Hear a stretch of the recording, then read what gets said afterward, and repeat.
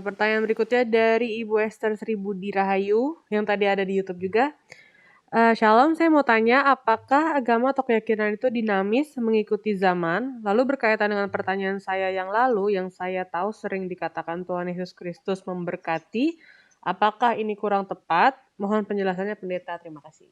Baik, ini Ibu ini udah pernah sebelumnya bertanya tentang kata Tuhan Yesus memberkati. Apakah lengkapnya Tuhan Yesus Kristus yang seperti itu? Silakan Pendeta. Mungkin untuk pertanyaan yang kedua dulu, kira-kira waktu kapan itu ya, Jeffrey, Ibu Esther Seribu Dirahayu, apakah terlewat sehingga kita tidak menjawab itu kira-kira? Itu sudah pernah Pendeta. Saya ingat 3 atau 4 Kamis yang lalu tentang pertanyaannya apakah harus tentang Tuhan dan Yesus seperti dan Tuhan Yesus apakah cukup dengan Yesus atau Yesus Kristus seperti itu kalau nggak salah pertanyaannya. Oke, terima kasih. Malam ini kita tanggapi pertanyaan yang pertama, yaitu apakah agama atau keyakinan itu dinamis, lalu kemudian mengikuti zaman.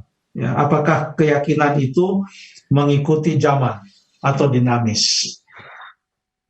Ini memang istilah dinamis dan mengikuti zaman ini, kalau mau diuraikan, maka kita boleh bertanya apakah boleh berubah suatu keyakinan itu mengikuti zaman yang berubah.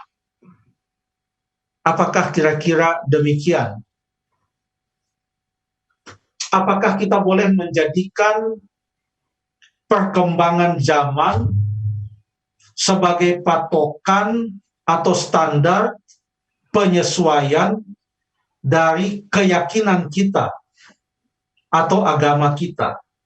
Sehingga kalau zaman berubah, maka ada aplikasi-aplikasi dari keyakinan kita atau bahkan prinsip-prinsip keyakinan kita itu harus berubah juga. Sebab kalau tidak berubah, maka kita tidak mengikuti zaman dan tidak menyesuaikan diri dengan zaman.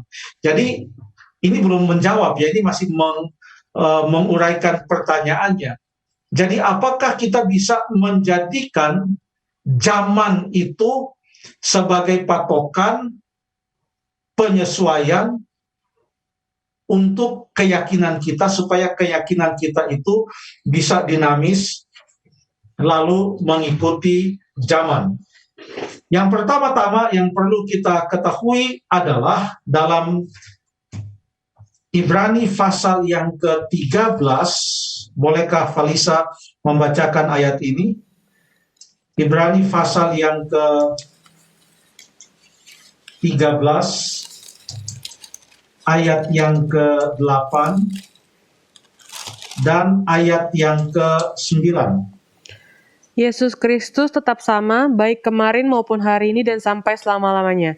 Janganlah kamu disesatkan oleh berbagai-bagai ajaran asing, sebab yang baik ialah bahwa hati kamu diperkuat dengan kasih karunia dan bukan dengan pelbagai makanan yang tidak memberi faedah kepada mereka yang menuruti aturan-aturan makanan macam itu. Terima kasih. Ini aturan-aturan makanan yang dibicarakan adalah yang ada hubungannya dengan upacara-upacara, di mana mereka menekankan hal-hal yang harus betul-betul ditekankan sehubungan dengan upacara-upacara tersebut.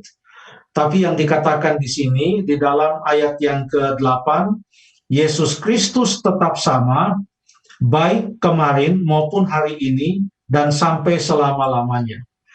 Dan Yesus Kristus yang tetap sama itu, sebelum ia naik ke sorga, ia katakan dalam Matius 28 ayat yang ke-19, pergilah jadikanlah segala bangsa muridku, lalu kemudian baptiskanlah mereka dalam nama Bapa dan Anak dan Roh Kudus, lalu dikatakan dan ajarilah mereka melakukan segala sesuatu yang telah kukatakan kepadamu. Yesus Kristus yang tetap sama, baik kemarin maupun hari ini, dan sampai selama-lamanya itu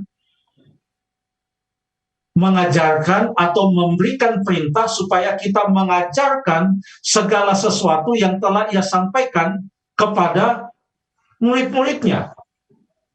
Apakah kita bisa mengajarkan yang lain?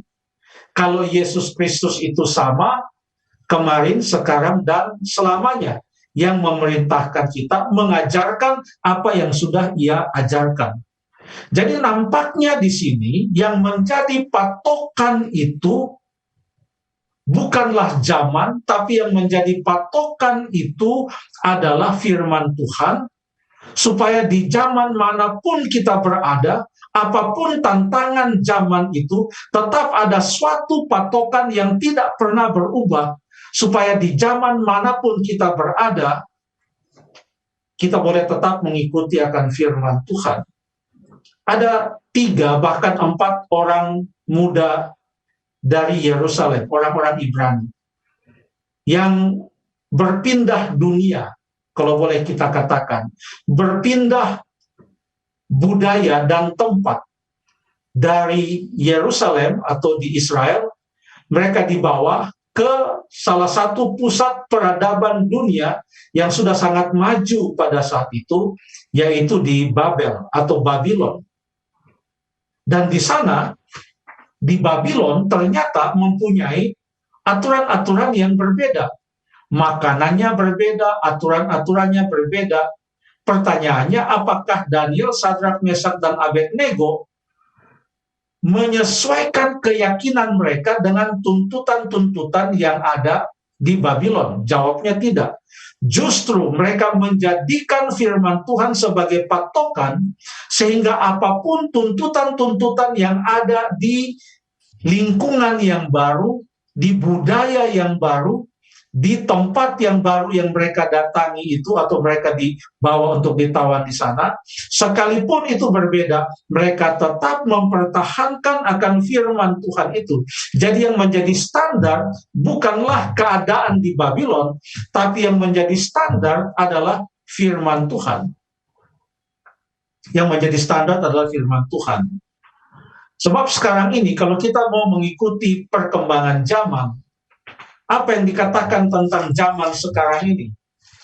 Ada ayat yang berkata dalam 2 Timotius pasal yang ketiga sebagai berikut, mulai ayat 1. Ketahuilah bahwa pada hari-hari terakhir akan datang masa yang sukar. Manusia mencintai dirinya sendiri, menjadi hamba uang. Mereka akan membual, menyombongkan diri, menjadi pemfitnah, berontak terhadap orang tua, tidak tahu berterima kasih, tidak memperdulikan agama, tidak tahu mengasihi, tidak mau berdamai, suka menjelekkan orang, dan lain sebagainya. Dan inilah keadaan di zaman ini. Matius pasal 24 juga mengatakan kasih kebanyakan orang akan semakin dingin. Nah sekarang bagaimana? Apakah yang akan menjadi standar kita? Apakah zaman itu ataukah firman Tuhan, atau apa yang kita yakini? Ya. Kalau kita bicara tentang keyakinan, keyakinan itu membutuhkan sebuah objek. Artinya yakin kepada siapa? Atau yakin terhadap ajaran-ajaran apa? Apakah kepada siapa kita yakin itu adalah merupakan suatu pribadi yang berubah-ubah? Kalau ia pribadi yang berubah-ubah, maka keyakinan kita itu bisa berubah-ubah. Tapi kita bersyukur firman Tuhan itu tetap sudah dibaca oleh begitu banyak orang. Bahkan di zaman Tuhan Yesus orang membaca firman Tuhan. Zaman kita orang membaca firman Tuhan. Dan itu tetap ajaran-ajarannya sampai sekarang ini. Itulah makanya Alkitab katakan dalam 2 Timotius pasal yang ketiga juga, masih di dalam pasal yang sama, setelah berbicara tentang keadaan orang di zaman akhir ini, maka Rasul Paulus mengingatkan Timotius. Apa yang diingatkan kepada Timotius? Coba dibaca di dalam ayat yang ke-15.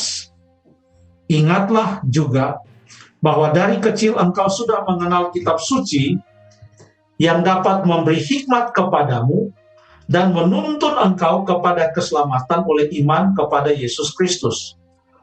Segala tulisan yang diilhamkan Allah memang bermanfaat untuk mengajar, menyatakan kesalahan, memperbaiki kelakuan, dan mendidik orang dalam kebenaran. Setelah ia berbicara tentang keadaan zaman, ia mengingatkan kepada Timotius, sudah sejak kecil engkau mempelajari kitab suci, jadikanlah itu sebagai patokan kehidupanmu di zaman manapun engkau berada. Terima kasih.